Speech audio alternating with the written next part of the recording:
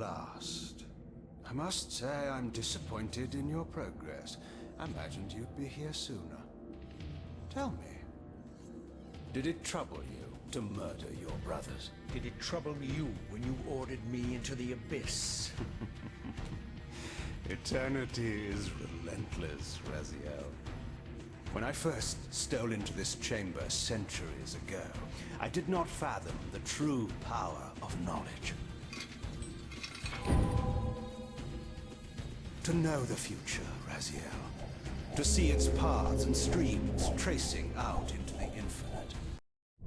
Where am I? Is the usual question. In your case, when might be more apt.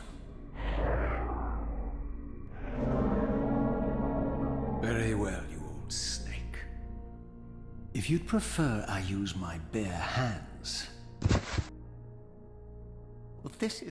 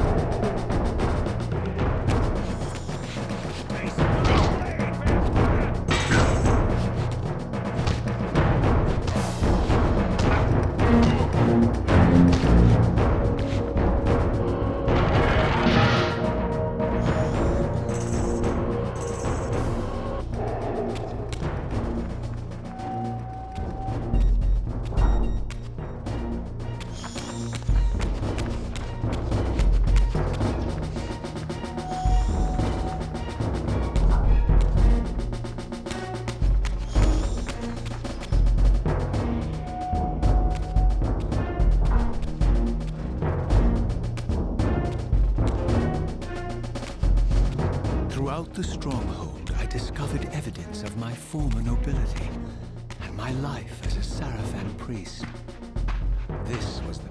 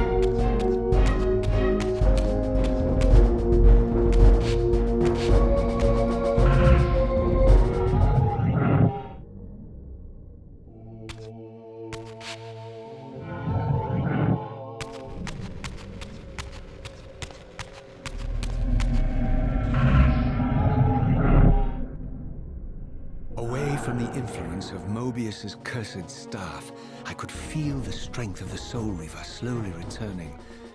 If that orb was as debilitating to vampires as it was to the blade, it gave Mobius a powerful advantage over his enemies. I finally understood how Mobius's crusade could decimate the vampires so successfully. If he could immobilize his enemies, they were at his mercy. But why, I wondered, would the staff have any effect on the Reaver? Die!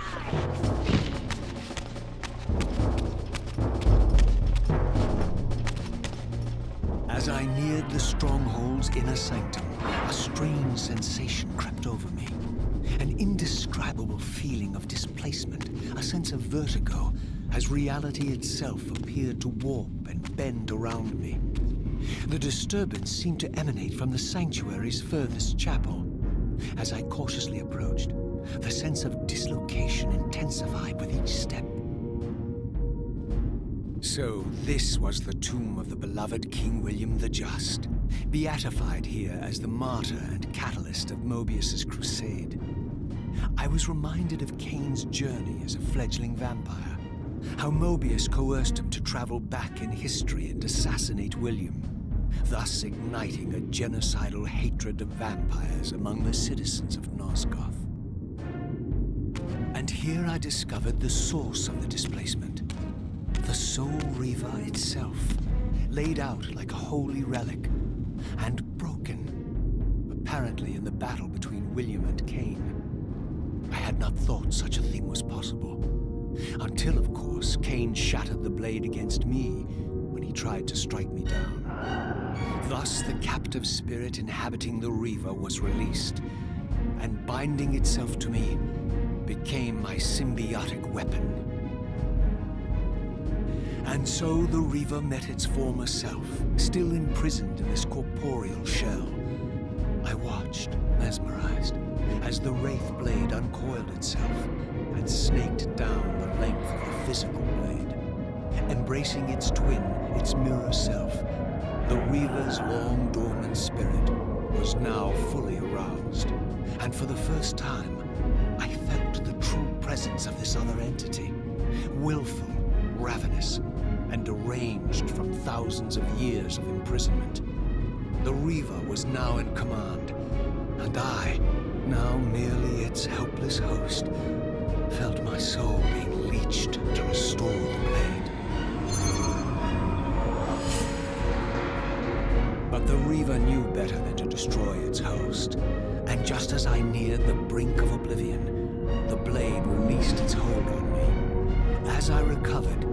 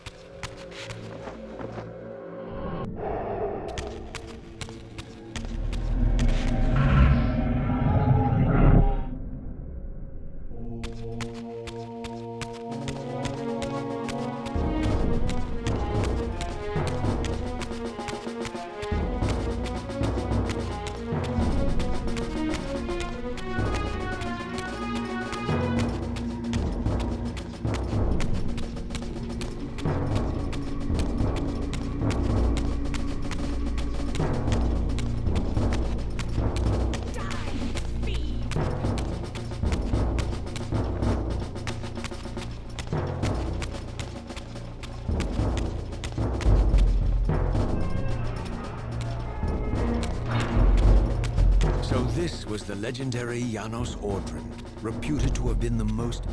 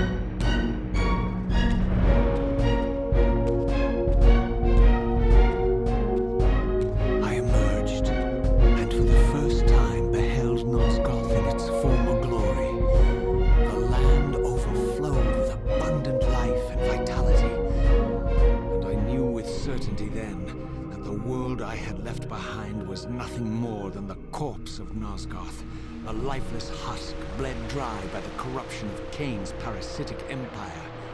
This was the fragile world Kain sacrificed to preserve his own petty life and ambition, heedless of the profound cost. The sight only deepened my resolve. I sensed that the pillars lay to the northwest. If Kain truly waited to confront me there, I would not disappoint him.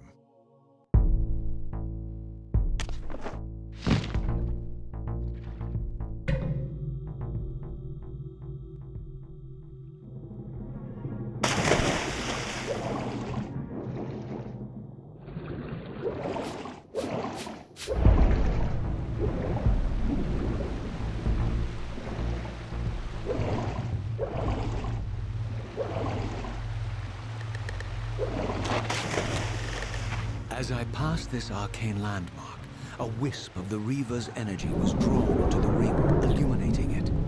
This created a beacon of sorts in the spirit world. If ever I found myself depleted in the spectral realm, and my soul tossed on the ethereal winds, these beacons would draw me back to safety and restore me.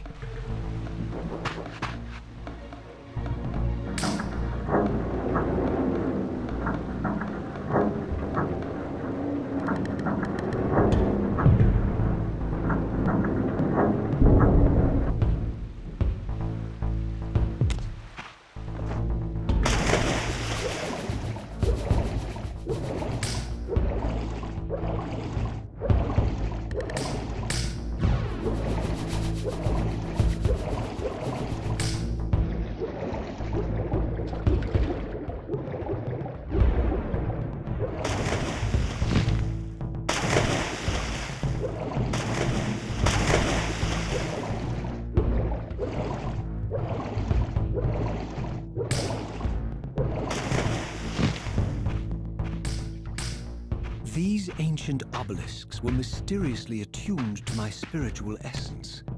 By simply touching the symbol, I could safely preserve an imprint of my soul.